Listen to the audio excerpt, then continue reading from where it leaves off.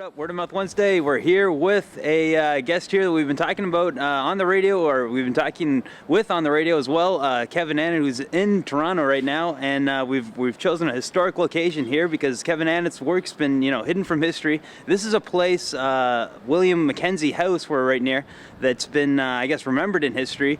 What are your thoughts, or what do you know anything about William Lyon Mackenzie? Well, he's a spiritual brother to me and anybody who believes in sovereignty, because he challenged the family compact. That was the church and colonial elite that ran Upper Canada, and actually they still run Canada.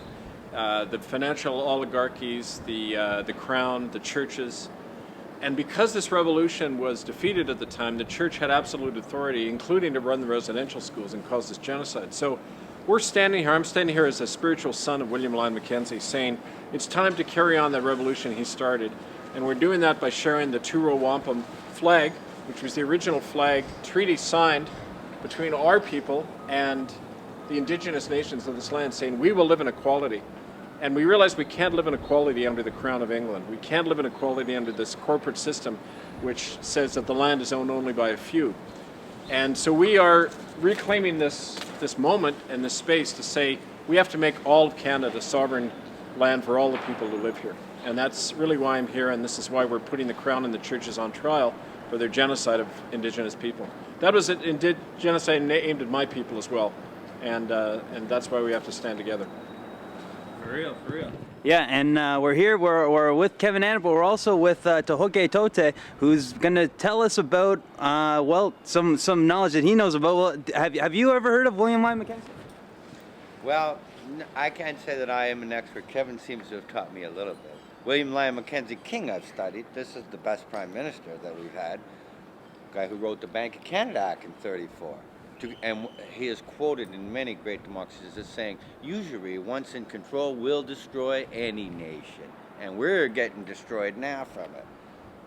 Thanks, we won't get into it, but William Lyon Mackenzie King, this guy's grandson. Grandson? Yeah, grandson. Yeah, his grandson. Yep. Go figure, 24 years as the prime minister and kept the bankers from us. Yeah. Till Trudeau. Justin, you're next.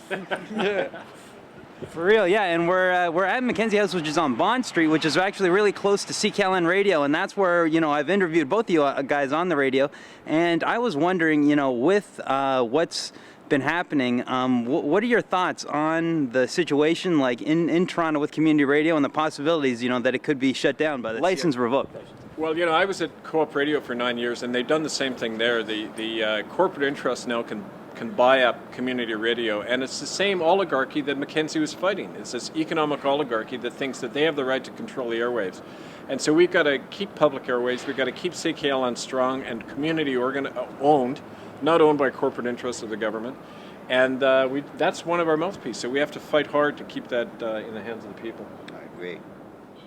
For real, yeah. There's been a recent notice that's been sent out to all the members of CKLN with a something about an the document was called R&R, and I was hoping it would be, rest and relax, but this is rules and regulations. New rules and regulations are coming, and do you, Kevin, I know just because you've been involved with community radio, do you have any thoughts on, what they're actually going to be doing with community radio? Well, if it's anything like what happened at Vancouver Co-op Radio, they've run in the same thing. 3 years ago, there was a secret deal between the staff at Co-op Radio and Jim Pattison Media Mogul Interests to basically help buy up the station. They never told anybody. They violated their own rules and ethics by not telling anybody about this secret corporate acquisition and funding. And so it sounds like if it's at all like what happened in Vancouver, they bring in rules whereby, for example, the staff can't be criticized anymore. Anything that's said on the air can cause the immediate removal of a program or the cancellation of a program. I mean, this is total dictatorship. So if it's the same thing that Freya Zaltz was doing in Vancouver, this is a national phenomenon, and it's being organized by the feds in conjunction with corporate media interests. The corporatocracy. Yep, corporatocracy. That's a better word for it. Yeah. Right. And what Mackenzie was trying to do, I guess, was to break away from the Crown. And he was trying to, the family compact was connected with everything that was going on in Europe and, controlled by, people with definite connections there. What are your thoughts on having Canada as a republic? Because I know, like Kevin, the Republic of Canada was a idea or hope for the future. What are your thoughts on the republic? We need it. We got to stop this allegiance to false foreign jurisdictional powers that came and imposed themselves without any legitimacy here on the land and on the people here. We need to declare a republic that's federated so that all the different indigenous nations can be And independent from England. Independent from England. Finally. And corporate interests. Finally. We can federate everybody into a whole union of equal nations, and I think that's what we need to do. One way we do it is yesterday we were right down the street here at all the churches demanding that they be brought to trial for their murder of kids in residential schools. And that's what we're trying to do in London in September. And we hope that here in Toronto there'll be similar actions and forums at the same time, so that the survivors of these schools and others who are being harmed today can come forward and name the names, and we put these people on trial. And we establish common law courts where we can do that. We don't trust the courts of the Crown. Admiralty courts, all of them. Forget them all. We got to Banks do and corporations. We got to do what my ancestors did in Ireland, and is set up our own courts under the nose of the British and say we don't recognize them anymore. We're our own nation now. That's what we need to do here in Canada. Yeah, all you need to do is follow the two-road wampum to us. That's it. Two-road wampum. The two-road wampum. Goshwenta. For real, yeah. We're speaking with Tohoke Tote and Kevin Annan. And Kevin Annan, I know you're also known as Eagle Strong Voice. I was wondering, how did you get that name? That was given to me by Chief Louis Daniels in Winnipeg when he adopted me into the Turtle Clan in the Anishinaabe Nation. Gave me that name. He said I was to carry that name to my people because I couldn't do the work in his community, he couldn't do the work in mine, but together, walking like the two-row wampum, working in each of our worlds to bring about that sovereignty and justice. So that was an authorization that he gave me to do that work. Okay, and what is going on with your tour in Canada? Because I know, for instance, your most recent press release has to do with your upcoming appearance in Hamilton. What's the story with that? Well, what just happened was the Hamilton police notified the organizers of the Mohawk College that they were going to send an undercover police operative in to monitor what I said. And, let's be clear, and that happens all the time, but the fact that they were notifying them was clear intimidation. And so I wrote to this policeman and said, we're telling the world about this, and we want to put you on notice that we consider this an attempt to obstruct our investigation at the behest of your employers, the Crown of England and the Government of Canada. So people want to follow more of that. It's hiddenfromhistory.org. For real. And what's your site? Dahoget.ws.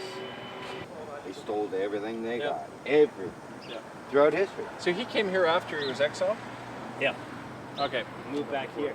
First mayor. I didn't know he was the first mayor. First mayor, and he was exiled after that, right? Because he was first mayor. But he fled to the United States? Yeah, Pardon he in fled to the United 1849. States, and he was arrested in the United States too. He spent time in jail. So it wasn't just all smooth sailing. But the first place he fled was called Navy Island, which was an island in between the U.S. and Canada, which is right near Niagara Falls, right near the falls. Yeah, okay. And he was trying to establish that as his own independent territory, his own independent country. And then I guess somehow he ended up on the American side, and then in a jail, and he had a pretty crazy life judging from the history books. That's one guy that the history books have been written about, William Lyon Mackenzie. And City of Toronto controls that property. And next time we'll try to get permission, next time we film there. Word up. All right, word up. Hidden from History continues. We're right here at Ryerson campus now. We've got another person that's remembered in history, Egerton Ryerson. He's got a statue here. We've got a whole university named after him. And we've got Kevin Annan of Hidden from History here. Kevin Annan, have you heard about Egerton Ryerson? Yeah, the guy's a real bastard, actually. First of all, he was commissioned by the Crown to come over here to keep an eye on the rebellion in Lower Canada and Upper Canada. But as part of that, he initially was an ally of William Lyon Mackenzie, but then he cut off ties with him and broke ranks and started to denounce him because he was critical of the church. And Ryerson was a big Methodist church preacher and official. And he eventually established the plan. He had a plan to educate the Indians. And he established the original plan for the Indian residential schools in Ontario. So this is the guy who had the master plan for how to assimilate, which is a polite way of saying wipe out Indigenous culture. And to name a university after a thing is quite ridiculous. And I think we should rename the university according to somebody from the indigenous nations, one of our heroes, and not one of the establishments. For real, yeah. And thanks a lot, Kevin, for getting the information out that you've been getting out. What is your thoughts on universities, and how has your work been taken at the universities around Canada? Well, universities are big corporations. They're like churches. But within it, there's a lot of, actually, I get the best response from high school and college students. A lot of groundswell of discontent and rebellion these days in universities all over the world that I go, but especially Canada. And I'm really hopeful every time I come to a place like this that students can use the time they have to do the research and the organizing and the other stuff that's needed for our movement. So thank you all. For real. Yeah, thanks a lot, Kevin Annett. Check out the work, hiddenfromhistory.org, hiddennolonger.com. Word up, word out. Well, check out the event too, Kevin Annett speaking at Ryerson University.